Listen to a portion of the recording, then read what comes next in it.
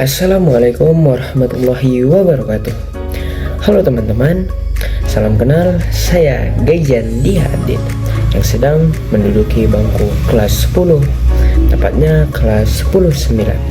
Pada kesempatan kali ini saya akan membahas satu bab pembelajaran PPKN, yaitu tentang Pancasila dalam kehidupan berbangsa dan bernegara.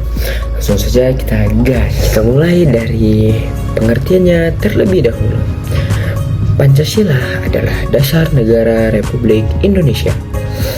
Pancasila berasal dari bahasa Sanskerta, yaitu panca yang berarti 5 dan sila yang berarti dasar.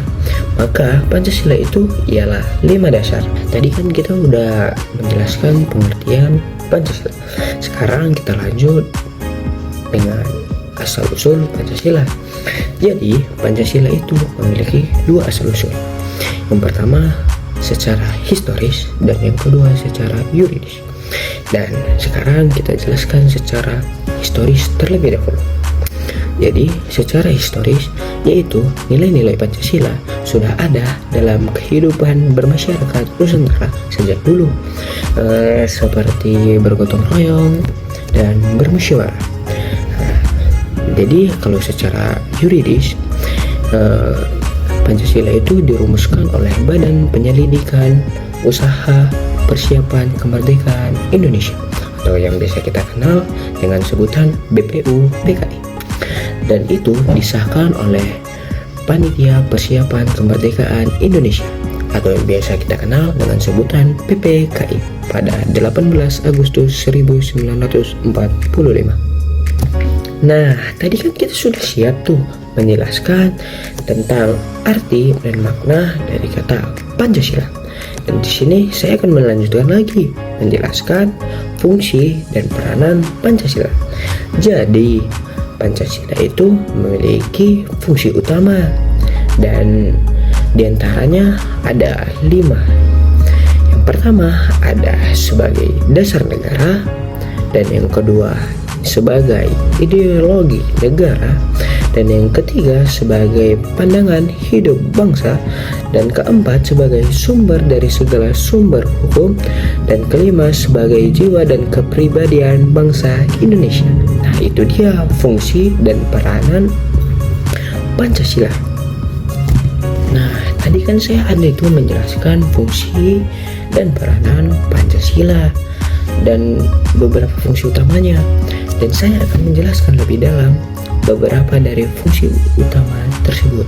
Di sini yang pertama kali saya jelaskan dari Pancasila sebagai dasar negara. Jadi Pancasila sebagai dasar dalam pembentukan hukum dan penyelenggaraan negara, semua peraturan, perundang-perundangan harus berlandaskan dan tidak bertentangan dengan Pancasila. Dan selanjutnya saya menjelaskan Pancasila sebagai pandangan hidup. Sebagai pandangan hidup, Pancasila menjadi pedoman bagi masyarakat Indonesia dalam bersikap maupun bertindak. Nilai-nilai dalam Pancasila membentuk karakter dan budaya bangsa yang berlandaskan ketuhanan, kemanusiaan, persatuan, demokrasi, dan keadilan. Dan yang ketiga, saya akan menjelaskan Pancasila sebagai ideologi negara. Pancasila merupakan ideologi terbuka yang mampu menyesuaikan diri dengan perkembangan zaman. Tanpa kehilangan nilai dasarnya, ideologi ini berakar dari budaya sendiri dan sejarah bangsa Indonesia itu sendiri.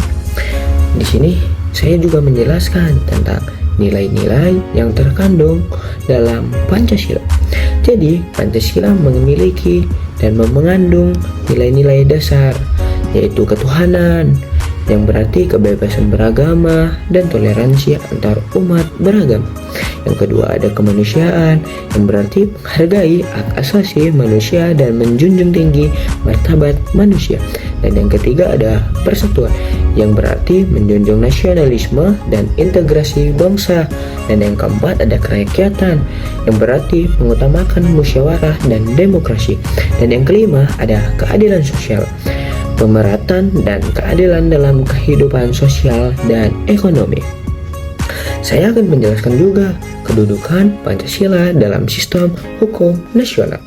Pancasila berada di puncak hierarki norma hukum di Indonesia sebagai sumber dari segala sumber hukum. Semua produk hukum di Indonesia harus merujuk pada nilai-nilai Pancasila. Sejarah perumusan Pancasila. Pancasila dirumuskan dalam Sidang BPU PKI atau Badan Penyelidik Usaha Persiapan Kemerdekaan Indonesia yang diadakan pada Mei sampai Juli pada tahun 1945. Dalam sidang tersebut muncul 3 tokoh yang mengusulkan dasar negara tersebut. Di antaranya ada Muhammad Yamin pada tahun 29 Mei 1945, yang kedua ada Soepomo 31 Mei 1945, dan yang ketiga ada Soekarno 1 Juni 1945. Dan saya akan menjelaskan pidato Soekarno pada 1 Juni 1945. Soekarno di sini mempidatokan atau menyampaikan pidato yang berisi 5 dasar negara. Yang pertama ada kebangsaan Indonesia, yang kedua ada internasionalisme atau perikemanusiaan, dan yang ketiga ada mufakat atau demokrasi, dan yang keempat ada kesejahteraan sosial, dan yang kelima ada ketuhanan. Yang kebudayaan pidato ini kemudian dikenal sebagai lahirnya Pancasila. Saya akan menjelaskan juga Piagam Jakarta atau yang biasa kita kenal dengan Jakarta Karta. Pada 22 Juni 1945, Panitia 9 merumuskan Piagam Jakarta sebagai rancangan pembukaan Undang-Undang Dasar 1945. Namun, terdapat perubahan dalam sila pertama dari ketuhanan dengan kewajiban menjalankan syariat Islam bagi pemeluk-pemeluknya menjadi ketuhanan yang Maha Esa demi persatuan dan toleransi antarumat beragama. Dan saya juga akan menjelaskan penetapan Pancasila pada 18 Agustus 1945. PPKI secara resmi mengesahkan Pancasila sebagai dasar negara pada 18 Agustus 1945 bersamaan dengan pengesahan Undang-Undang Dasar 1945. Dan saya juga akan menjelaskan Pancasila sebagai ideologi terbuka. Jadi, Pancasila disebut ideologi terbuka karena bisa mengikuti perkembangan sesuai dengan perubahan zaman dari zaman yang aksara menjadi modern. Begitu kira-kira. Namun nilai-nilai dasarnya tetap. Ideologi ini mampu menyerap aspirasi masyarakat tanpa kehilangan jati dirinya. Di sini saya akan menjelaskan tentang internalisasi nilai Pancasila dalam kehidupan sehari-hari. Jadi, nilai-nilai Pancasila itu harus kita terapkan dalam kepribadian, dalam kehidupan keluarga, bermasyarakat, di sekolah, ataupun bernegara. Contohnya nih ya, seperti kayak menghormati perbedaan agama, itu mengandung pada sila pertama. Yang kedua ada membantu orang yang membutuhkan, itu mengandung pada sila kedua.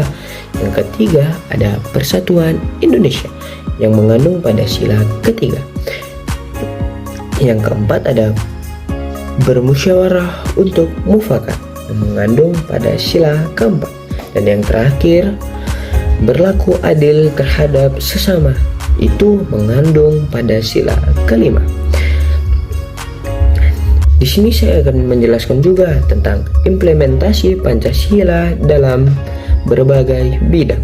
Pancasila harus menjadi dasar dalam pendidikan karena pembentukan karakter bangsa, dan Pancasila juga harus menjadi dasar dalam politik karena demokrasi yang beretika, menjadi dasar dalam ekonomi karena keadilan sosial dan ekonomi kerakyatan, menjadi dasar dalam kebudayaan juga dan hukum. Karena kalau dalam budaya perlu melestarikan nilai luhur bangsa, kalau dalam hukum penegakan hukum yang adil dan manusiawi. Dan saya menjelaskan Pancasila sebagai alat pemersatu bangsa. Indonesia memiliki keberagaman, yaitu dimulai dari suku, agama, ras, dan budaya. Pancasila menjadi alat pemersatu yang menjembatani perbedaan itu melalui nilai persatuan dan kesatuan. Yang terakhir, saya akan menjelaskan komitmen terhadap Pancasila.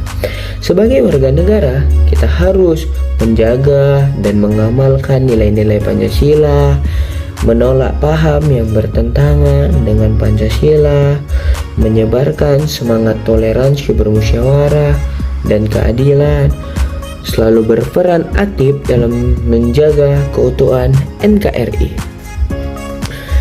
Berakhirlah pembahasan kita di bab ini. Saya harap apa yang saya sampaikan dapat menambah wawasan untuk teman-teman semua ya.